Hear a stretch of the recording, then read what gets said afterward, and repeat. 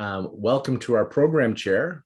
John is here to talk about healing, PK, and subtle energies. And again, thanks to the Rhine Research Center, the Rhine Educational Center, for sponsoring today's educational free day. Thank you, and go ahead, John.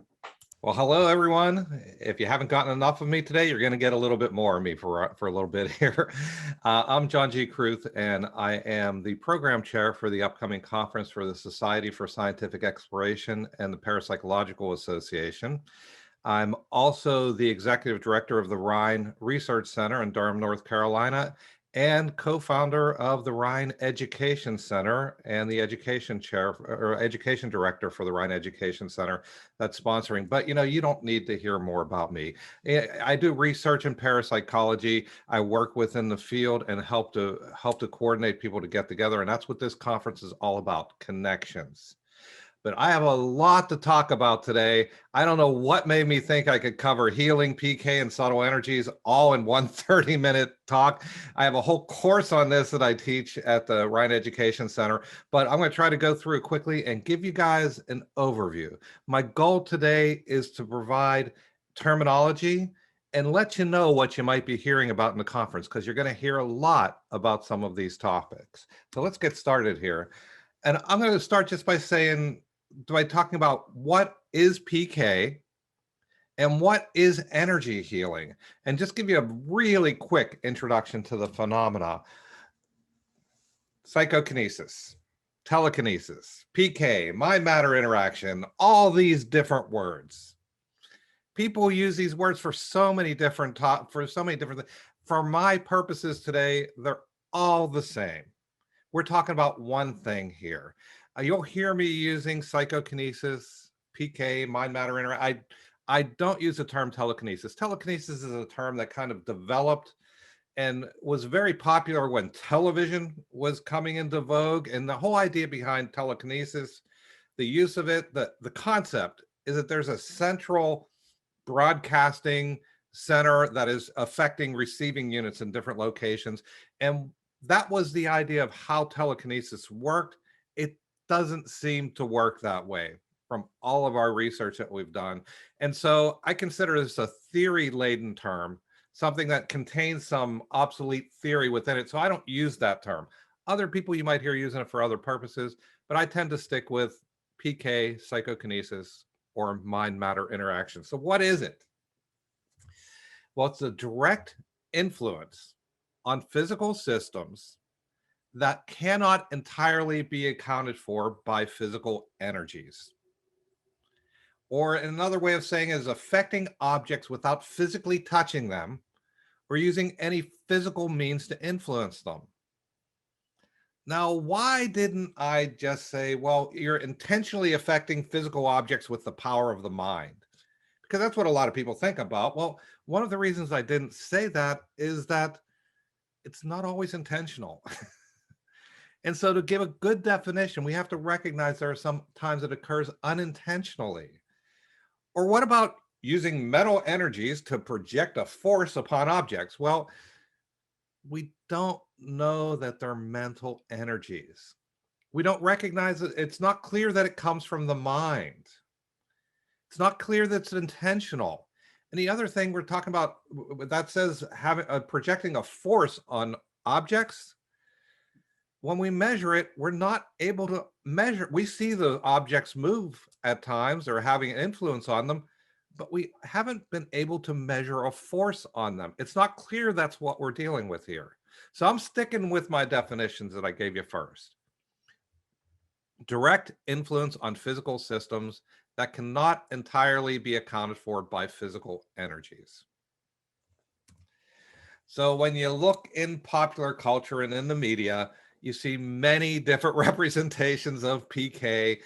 You'll see poltergeists where you have chairs flying around the room. You'll see in The Matrix where spoons are bending. You'll see in Carrie where cars are flying up in the air. Yoda makes spaceships float and does a lot of other things as well.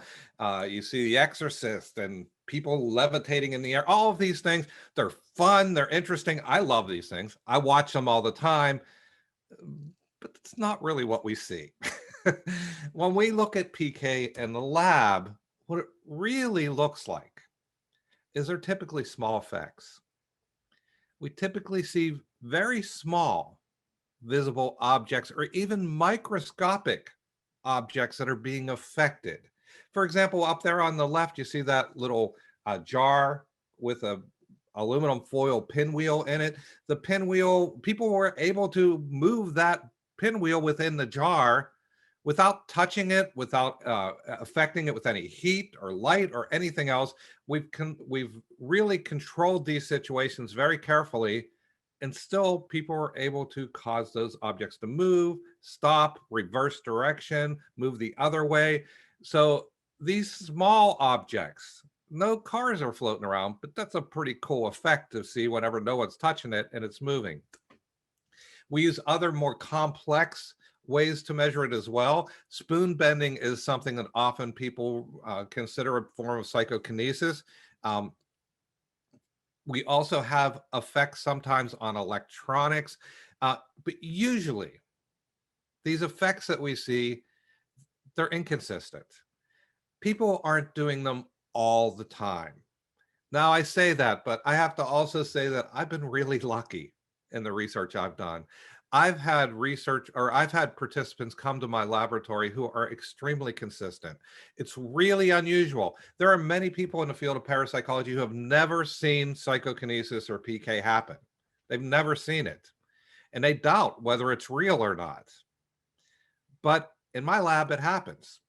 It happens to the point that I can say that I have some people who I can see them doing it consistently, but typically it's a very inconsistent phenomenon. It doesn't always happen. You can't rely on it.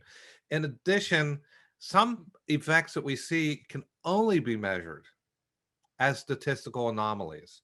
What you would expect to happen from chance, something different occurs, and it happens enough that we can say it looks like there's an effect here. So what's going on? What are these things? Well, when we talk about PK, we use two different terms, and you're going to hear these terms within the conference in next week.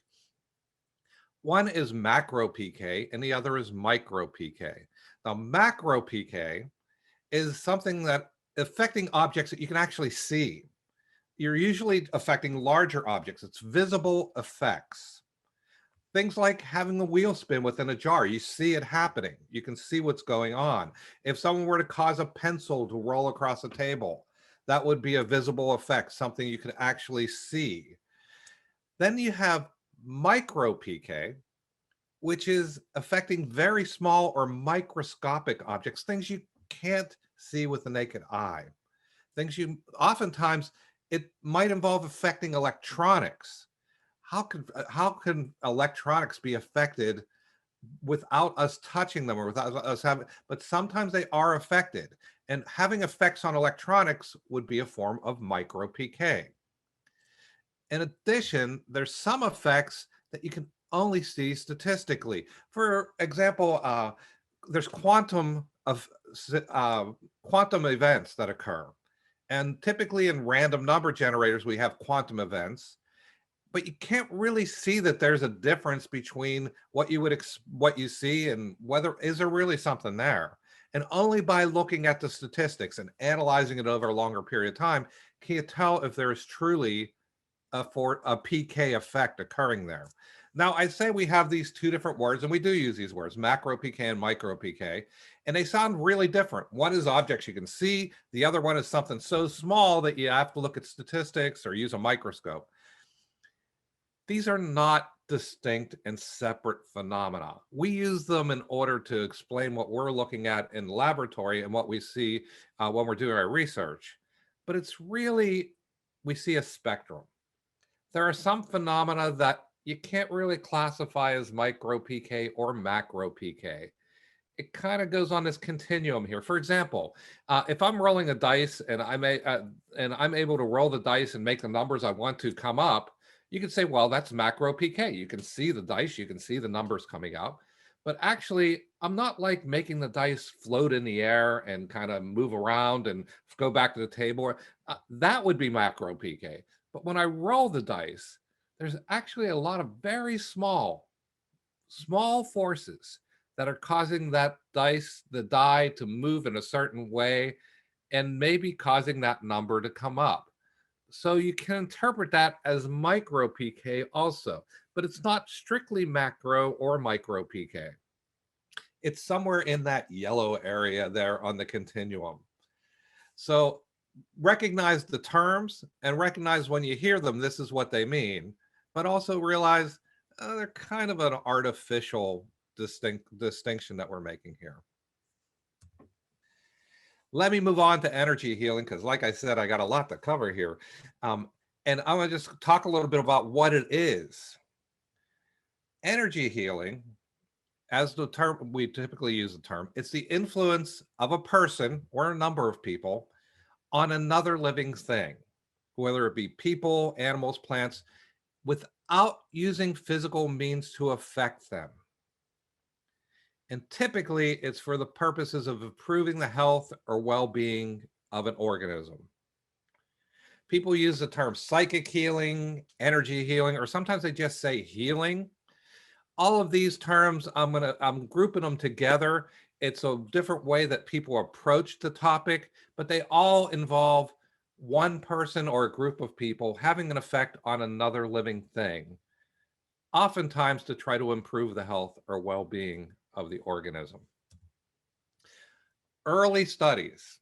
I'm not getting into a whole lot of research studies related to these topics. There's a lot of information available, but the early studies, when they were doing research on healing, healers would treat the patients, do whatever they do to treat the patients. Usually they put their hands next to them. Sometimes they touch them, sometimes they don't. But the patient is examined before and after to determine if there's any change. Well, it seems like a pretty obvious way to determine whether healing is occurring. But the question comes up, what is the source of the healing? Did that person just take some medication beforehand and then be treated by the healer? Were they treated by another medical professional before the healer came and did their work? What is the source of the healing? And did it come from the healer themselves? Or was the healer channeling energy or channeling some healing activity from another source?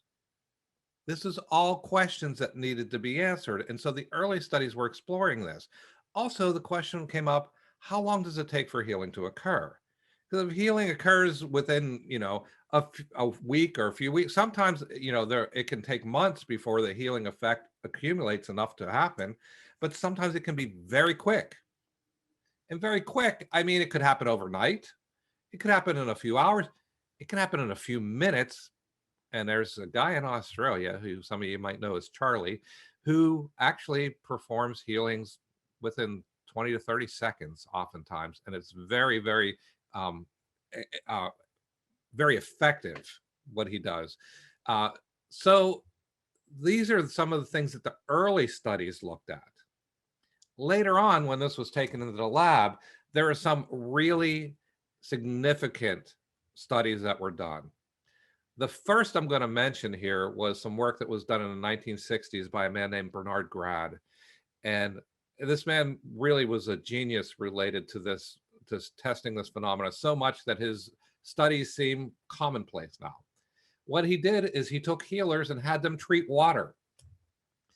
And then he used that water to water plants and tried to determine if the plants grew better when they were watered with when they were treated with water from the healers, or when they were watered with water that wasn't treated at all.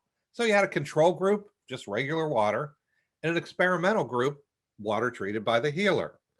And he took the plants as they grew and kept them in the same conditions, and then said, hey, which ones grew better? Which are taller? Which have more leaves? Which have less bugs or less disease associated with them? And he found very clearly the water that was treated by the healer caused the plants grew better when they were watered using the water treated by the healer.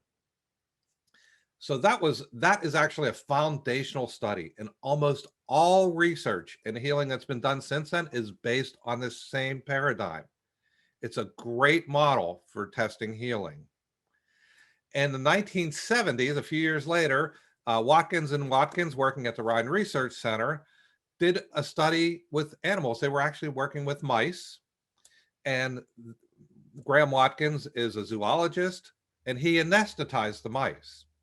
And then he had healers trying to wake them up. And so he would take mice that were anesthetized and put two mice next to each other, have the healer treat one of them and see if it woke up more quickly than the other mice that wasn't being treated by the healer. Well, it was kind of inconsistent. Sometimes the mouse that was being treated would wake up, sometimes the other one would wake up, but overall, the mouse that was being treated by the healer woke up more quickly than the mouse that wasn't being treated by the healer. He also found a continuing effect that he called the linger effect, that the location the mouse was being treated seemed to hold some energy in it, because the next mouse that was placed there tended to wake up more quickly as well, whether it was treated or not. So it's a very interesting study done in the 1970s by Watkins and Watkins.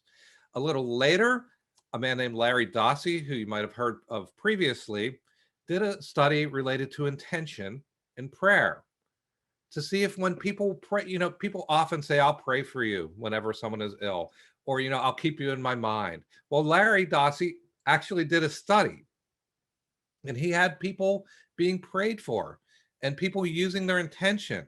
And he tried to see, is there an effect of intention and prayer? Does it cause people to heal more quickly? Larry did find that it seemed that prayer and intention had an effect and allowed and encouraged people to heal better. But at the same time, he also found it was really hard to get a control group, because when someone is praying for a certain group, they usually don't limit it to only the people you want to have in your study. It also kind of affects other people that are in the same hospital, in the same building. And so the effects seem to spread out, and more people got healed than he would have expected.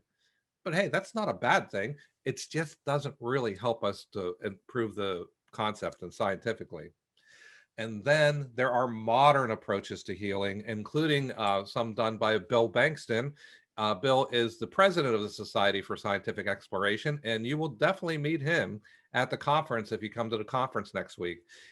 Bill has developed a healing technique based on some work that he had done back in the 1990s.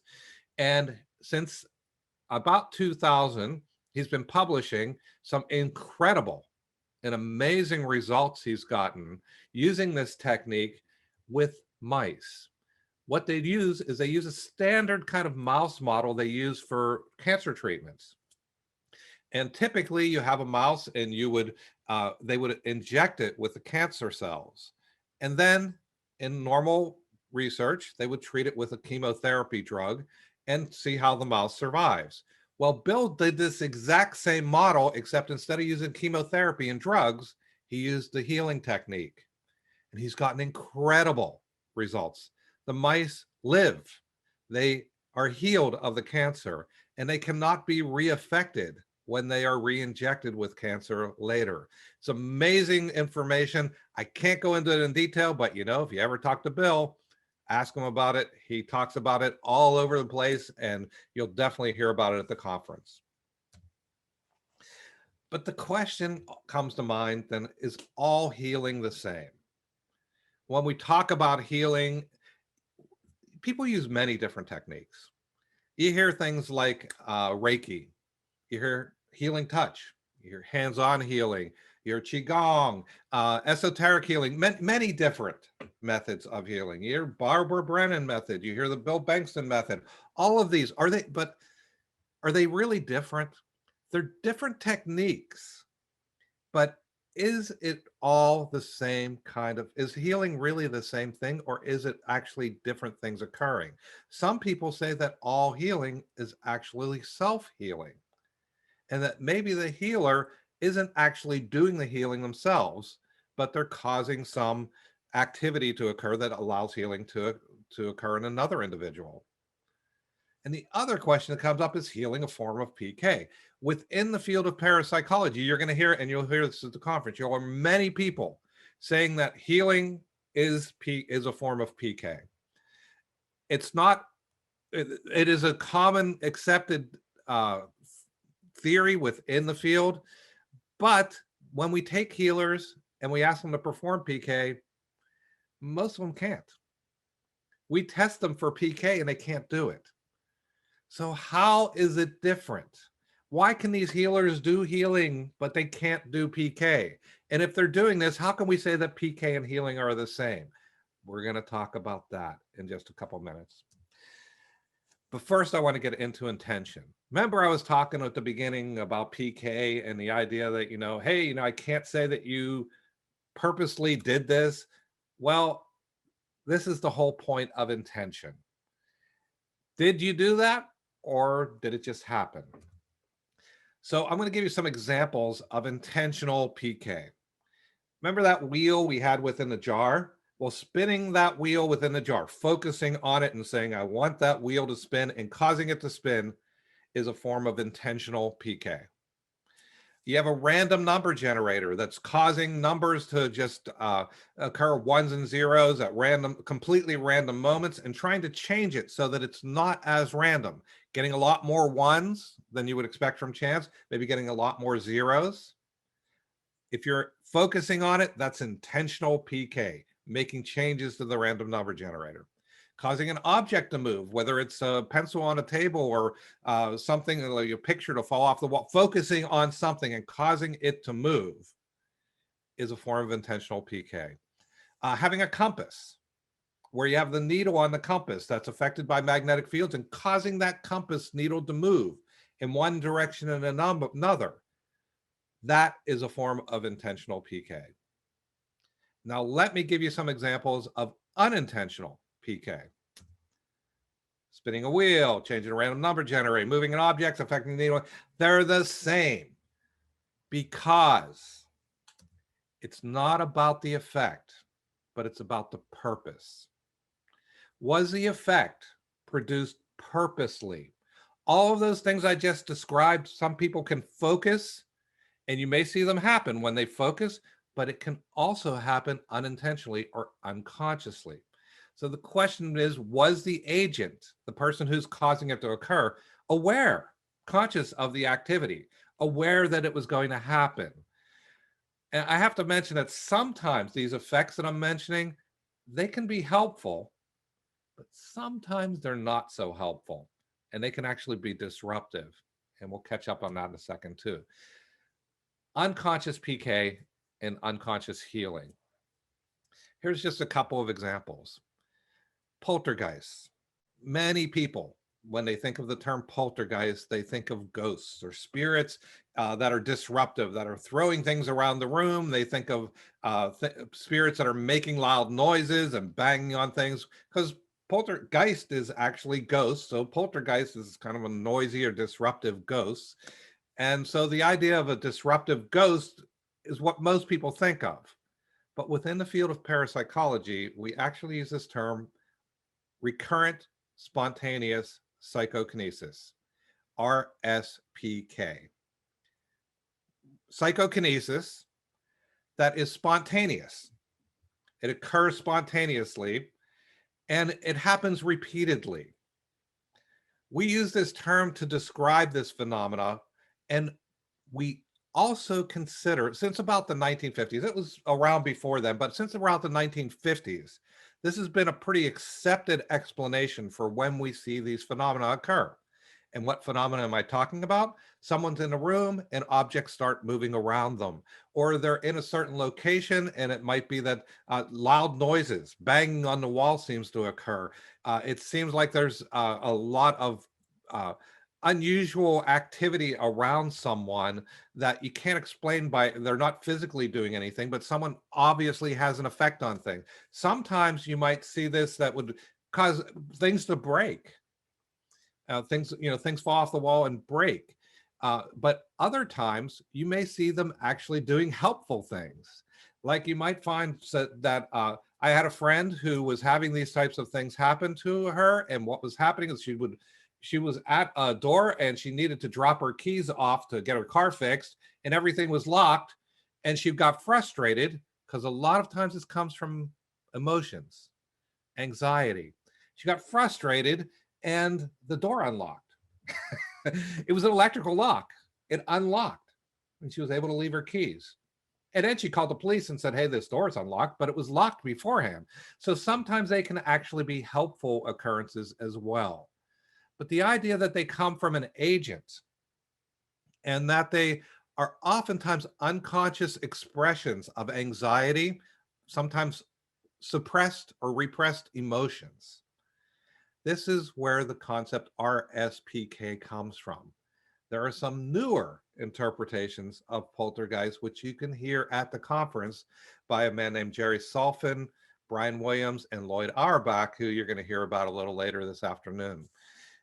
In addition, besides poltergeist, electrical interferences, having effects on electronics. We all carry phones with us these days. Well, not everybody, but pretty much everybody has a phone with them. A lot of people work on computers, as you are right now. And some people notice that there's some interference that occurs occasionally. They're not doing it on purpose. But I actually did a study in a lab a couple of years ago where what we did is we brought people in and we purposely check to see if their anxiety level would have an effect on creating errors in the computer system. Not that they would make more errors whenever they were using a computer, but that the actual electronics would have more errors in it. And we found, yeah, when people develop stronger anxiety, their electronics start acting up and they don't work as well. So the answer here is, if you're seeing that happening, take a break, walk away, take a breath, lean back from your computer, walk for a while, come on back, calm down, and see if it went away, because sometimes it does. So that's unconscious PK, but unconscious healing can also happen. Spontaneous healings. There are, we talk about healing. Healing just occurs, but spontaneous healings, you may see, there are cases where, for example, there was a man a few years ago who had, well, a number of years ago, he had cancer and he was on the verge of death and he died. And he literally physically died. But after an hour or so, his heart started beating and he came back to life again. So he didn't really die, but he had a near-death experience during that time.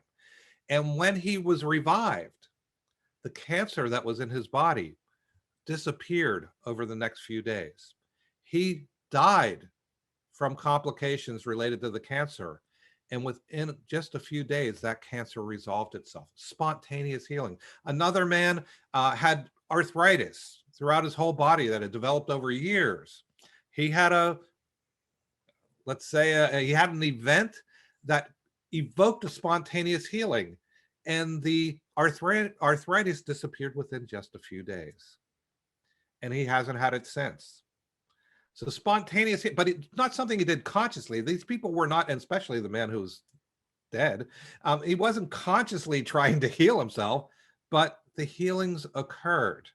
And sometimes you'll see this with healers working with someone. They'll be working with someone and there'll be a spontaneous healing event that'll occur as well within the person. But what about self-healing? Well, if I cut my finger, my finger is going to start healing. I'm not thinking, oh, I have to heal my finger and focusing and consciously trying to make my finger. No, it just happens naturally to me. So this self-healing is something that is also a form of unconscious healing. DMILs. This is another term you're going to hear at the conference, and you'll hear this oftentimes in parapsychology: distant mental influence on living systems. Sometimes it's called direct mental influence on living systems. What is this? Well, look at the terms, okay? Mental influence on living systems. Somebody has an intention to affect a living system from a distance, or directly affect a living system from a distance. Types of things that might be considered a form of DMILs are remote healing. Most healers, there are many healers who put their hands on you and they touch people and they do their healing that way, but there are other people who actually do their healing from a distance. They do it over the phone. They do it through Zoom or Skype. They do it from a distance, sometimes from thousands of miles away. And it works as well as if they were in the room. This would be an example of D-mills affecting a living system from a distance. There was a man named Vasiliev, L.L. Vasiliev, who worked in the Soviet Union back in the 1920s through the 40s, and then kind of got revived a little later to do more work. He was trying to see if he could evoke the hypnotic state in someone from a distance. Could you hypnotize someone from a mile away, many miles away? Could you affect their consciousness, their state of mind from a distance? And he apparently was starting to have some success with this when about in the 1940s his research was defunded and he lost his he couldn't continue with it until later he came back and started doing something. But at the same time in the Soviet Union, there was this book in 1970 that was published called Psychic Discoveries Behind the Iron Curtain. And in this book, two researchers had been in the Soviet Union, and they had been learning about the different research that was going on related to parapsychology. And one of the things they found was that there were people trying to learn to cause physical damage to another person from a distance, to evoke a heart attack, to maybe cause confusion, cause someone to become ill. And some of the purpose behind this seemed to be related to espionage, trying to disrupt negotiations, trying to physically harm someone from a distance. This is a very disturbing thing. And when this book was published and the people in the States found out that this research was going on in the Soviet Union, the intelligence agency in the state has a response to it. And that response ended up resulting in the psychic spying program that eventually was called Project Stargate. You're going to hear more about that from Paul Smith a little later this afternoon as well. But these are types of examples of D-mills affecting living systems from a distance. Some of you may have seen this movie that came out a number of years ago called Men Who Stare at Goats. Well, that was said to be loosely based on some work that was being done in the States. They had these goats that are called fainting ghosts. Goats. They're goats, not ghosts. Goats, animals. They had fainting goats. And these goats, whenever they get excited or threatened, they fall over as if they're fainting and they'd stay still. So the idea behind that movie was that they were having people stare at the goats and trying to evoke that response, trying to affect the living system from a distance. These are all examples of D-mills. So if you hear that term D-mills, realize we're talking about healing or disrupting living systems from a distance. So then the question comes up, how does it all work, right? How does this work? How are we going to explain all this healing and PK stuff? We're working in the laboratory. Is it something related to quantum physics? Are we finding some physical mechanism, some energies that we can use it? Or maybe perhaps it's aliens? Well, the truth is, we don't know. There are a lot of theories. And I'm mentioning this, and I could go through theories with you, but it would take me much longer than I have today. If you go to the conference, you'll hear a number of different theories related about how PK works, how subtle energies are developed, how healing occurs. There are a number of speakers who are part of the conference who will be talking about these facts. Look for more information in other sources. We really don't know how it works right now. I got to move on now to subtle energies, though, because I just have a few minutes left. And this is a really interesting and important topic. Subtle energies are energies of the human body. Let me first talk about the energies of the human body, because these are things that a lot of people know about.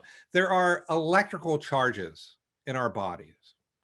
Our nervous system, all of our nerves there's electrical signals and electrical impulses that cause our nerves to allow us to feel, allow us to move.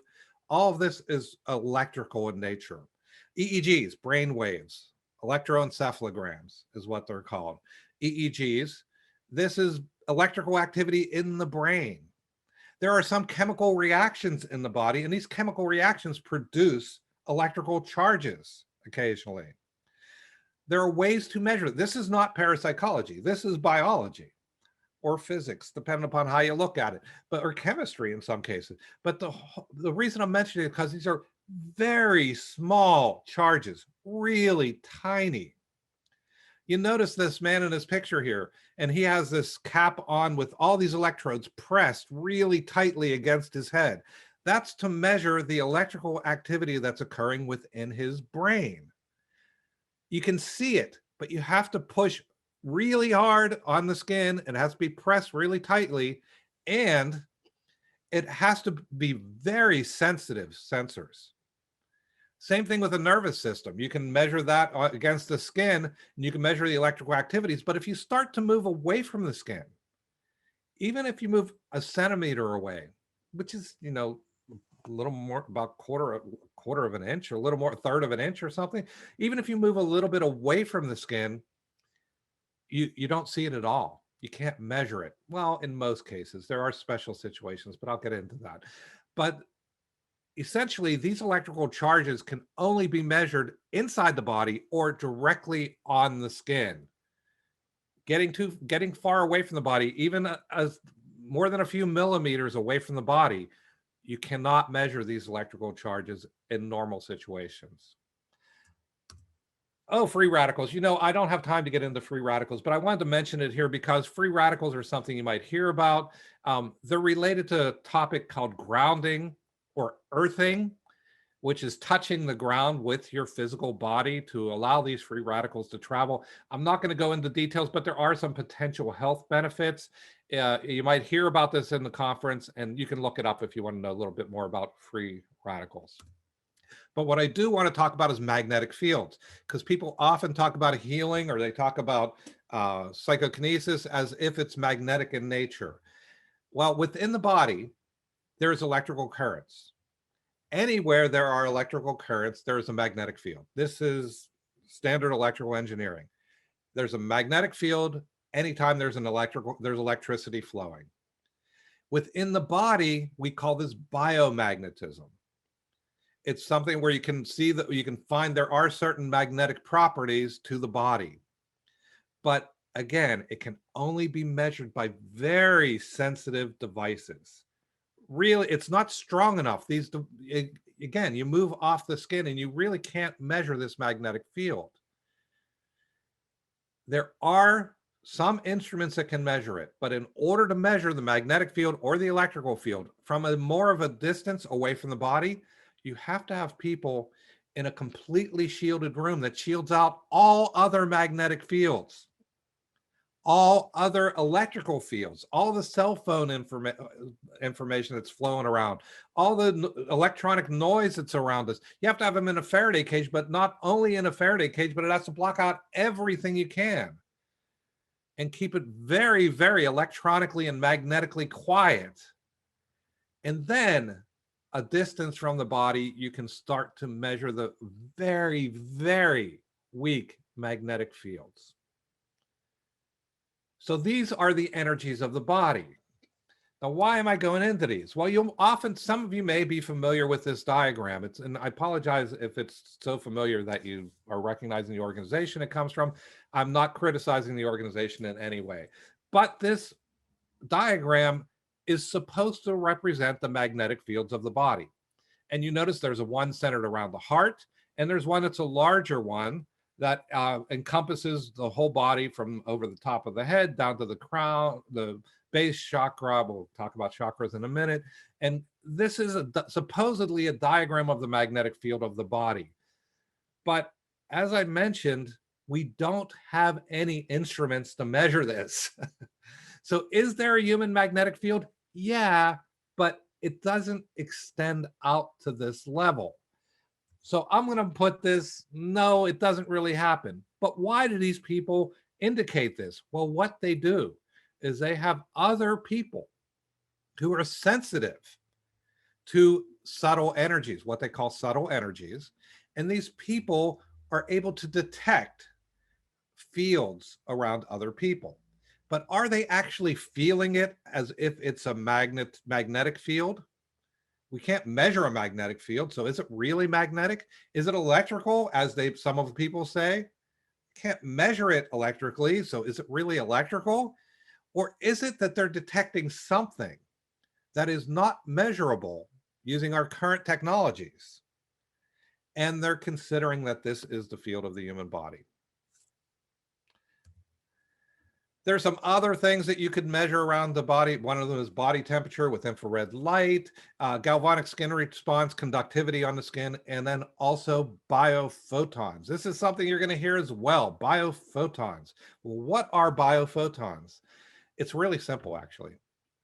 Biophotons are very low-level ultraviolet light emissions from organic material or organic matter. Any organic matter produces ultraviolet light. This is something back in the 1970s, man named Fritz Popp popularized this. It was actually discovered in the 20s, but Fritz Popp talked about this in the 1970s, and everybody thought he was a little crazy.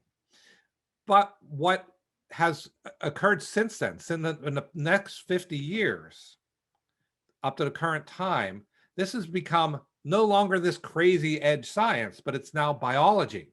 It's being studied in upper level biology courses in Japan and MIT, Stanford, Italy, in Germany, all over the world. There are people studying this in upper level biology. Why is this this ultraviolet light occurring? How is it occurring? And what is its purpose? It seems to vary with stress on organisms. Seems that some organisms, when they are injured, will produce more ultraviolet light. But other organisms, animals, whenever they are sick, will produce less ultraviolet light. Some researchers have also looked at it in terms of cell communication. Could it be means within the body? This is biology again. This isn't parapsychology. This is biology. Cell communication causing the cells to communicate using light within the body. And there's also studies about the brain and whether neurons are being triggered using ultraviolet light. So this science has progressed a great deal, especially within the last 15 or 20 years. It's made a lot of progress. And at the Rhine, we have a bioenergy lab. And without going into the details of it, I'll say we have a very dark room where we measure these very, very low levels of light from people. And we bring in people who are healers, they say they're healers, people who are martial artists, or who do a lot of meditation. And we try to see if they produce more biophotons during this activity. And we find that, yes, we oftentimes see more biophotons, ultraviolet light from them when they're performing their healing activities. It's a lot more around bioenergy and biophotons, but I want to move on to some other examples of subtle energies that you might hear about. And one is the aura. A lot of people hear about biophotons and they say, well, okay, you're seeing light around the body. Obviously, that's the aura. Well, the aura is quite a different phenomenon. The aura is light that people see around physical bodies. And sometimes they see it in different colors. Ultraviolet light, the biophotons, are not visible. You can't see them. So the ultraviolet light really isn't the aura. But the auras are ways that some people, some healers oftentimes look at the body and they're able to see this light aura around it, and they're able to see different disruptions in the light or different colors. And those disruptions or those colors could indicate to them that a certain illness is occurring or that there's a certain level of health in that individual. That's that diagram up there on the top right where you see A, B, C, D, E, F. Those are actually a way many healing or subtle energy practitioners say there are different bodies. There is the physical body, but there's also the etherical body. There's the emotional body, there's the mental body, and then there's the greater body that is related to our connection to other people and our society. And so they see these different, they are actually bodies that they see that are separated from each other, like different levels. And oftentimes they can work within these different levels. Some talk about these as if they may be represented in the aura. In addition That guy in doing the lotus position with all those little dots on them, those are representative of the chakras. Chakras are energy centers that many practices see within the body. Eastern medicine uses this a lot, but there are many practices that use it. There are typically 7 chakras, but it actually varies anywhere from like 5 to 140 or so chakras. There's a lot of variation here. One of the things I want to say about chakras, they are these energy centers, and oftentimes healers will try to balance energies or move energies from these different chakras, trying to encourage them to be more, to improve health. You're going to hear a lot about the chakras from Margaret Moga, who's going to be speaking on the first night of the conference. She'll be speaking about all these topics. I'm not going to go into aura photography or Kirlian photography because I don't have time today, but I do want to mention one final topic here, and that's the terms ki, chi, prana. It's the life force energy in the body. You hear this from martial artists, Eastern practitioners. And besides, this life force energy is what is present in a living body, but not present in a body that's not alive. There are also meridians that flow through the body, and you see that little diagram there with the red and blue on it. They're not nerves and arteries, but they're actually pathways that the energy might flow through. And this is where acupuncture points might be connected. Herbalism might affect this. Martial artists often discuss the meridians and chi or ki. So these are different terms you might hear. They're related to life force energy in Eastern religions. I've gone over my time, so I'm going to cut it off at this point and say thank you very much.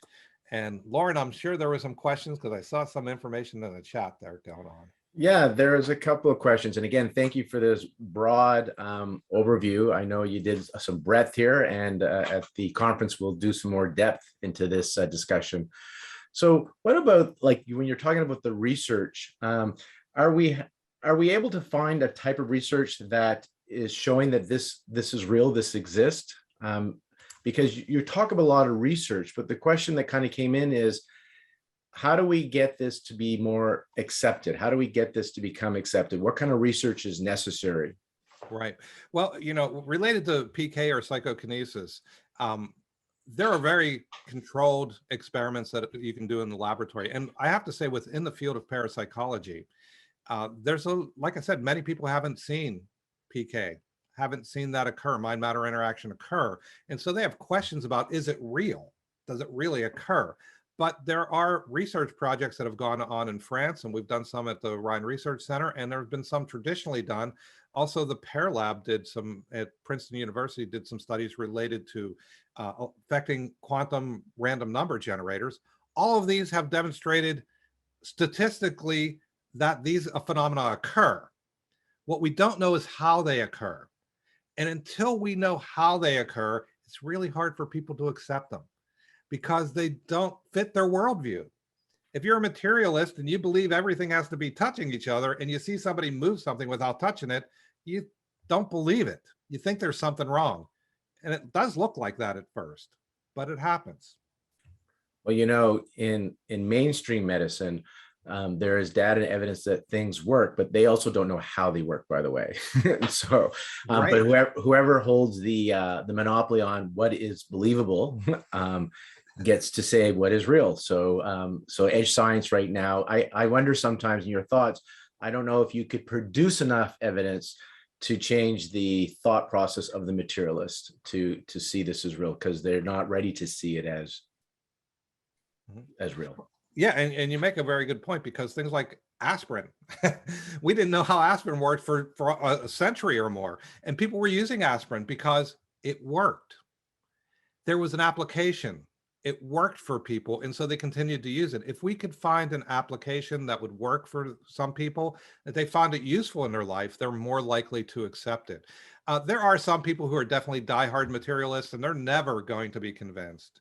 But what we do is we continue to do the science, continue to accumulate the evidence, and at some point, we hope that there will be, you know, it'll tumble over, and it'll spread out more into society, and people will pick it up. Now, in one of your slides, you mentioned that you guys do research. You gave a very basic explanation. It's a very dark room and there was a cylinder. So the question came in, what kind of research or issues are you looking into at your facility right now? Well, one of the reasons I'm talking about this is because two of the projects that I'm working on are related to psychokinesis and the other one related to biophotons associated with energy healers and PK practitioners. And trying to the idea is to try to determine what is the mechanism. Can we learn more about it? Is there a physical mechanism? One of the more recent projects we're working on is looking at the physiology of people and trying to correlate that with the activity so we can determine whether there's any sort of correlation between certain physical conditions and activity, psi activity that might be occurring related to PK, or when people say they're doing healing. And then sometimes we get caught up on terminology. And so oftentimes we're using this term energy healing. And my understanding is energy dissipates with distance. However, in your research, you guys talk about healings remotely at a distance instantaneously. Mm-hmm. Is it energy or is it information healing? Are we giving the body information or are we giving it energy? This is one of the questions, and this is where the theoretical foundations come in, and it's something you'll hear about at the conference.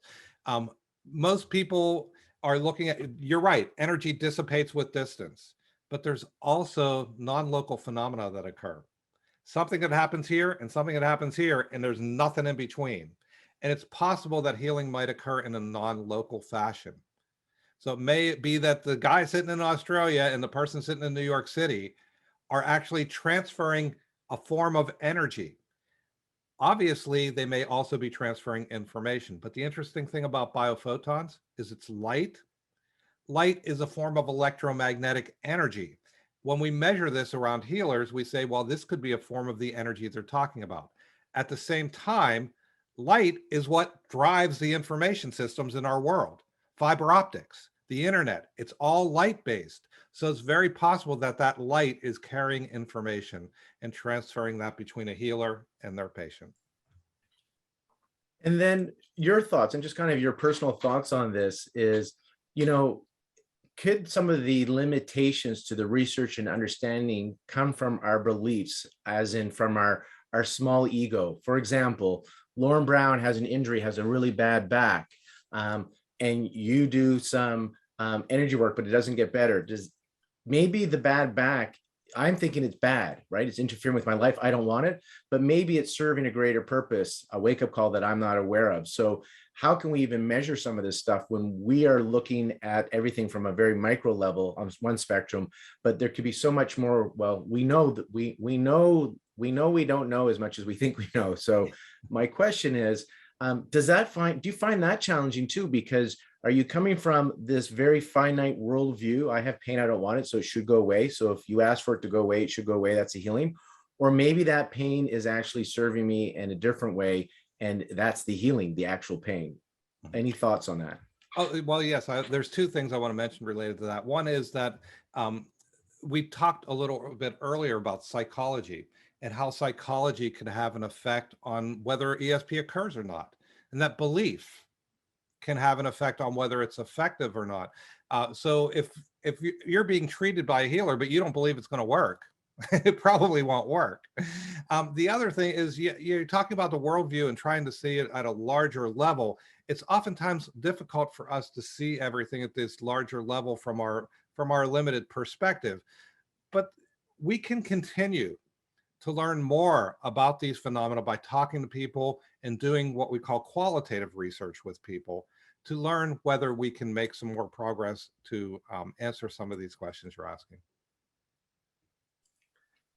Again, thank you very much. Thank you very much, John, for your presentation. And also thank you for John, our program chair for the SSEPA conference, for putting together a really brilliant schedule for today and for the 23rd to the 31st. So we're going to call it to the end of this lecture. Our next lecture will be Encounters and Abductions with Simon Hine. And I do want to remind you, if you want to continue these discussions, my understanding is during the SSEPA conference from July 23rd to the 31st, you can either go into the forums and post questions, start the discussion there, and that can lead you into one of the Zoom rooms that have been created under the convention rooms, where you can set up meetings or go in and continue these discussions. So today is about introducing us to the topics, and also to kind of get the conversation, get the momentum started, where we can continue these discussions. John, thank you very much for your lecture today. Lauren, thank you so much for setting up all the technology to make this actually happen. It's been wonderful, and the website's amazing. Check it out if you haven't been there yet. Thank you very much. And thank you guys again for your questions. Keep them coming. We're really enjoying your questions. We're 5 minutes from our next presenter and talk.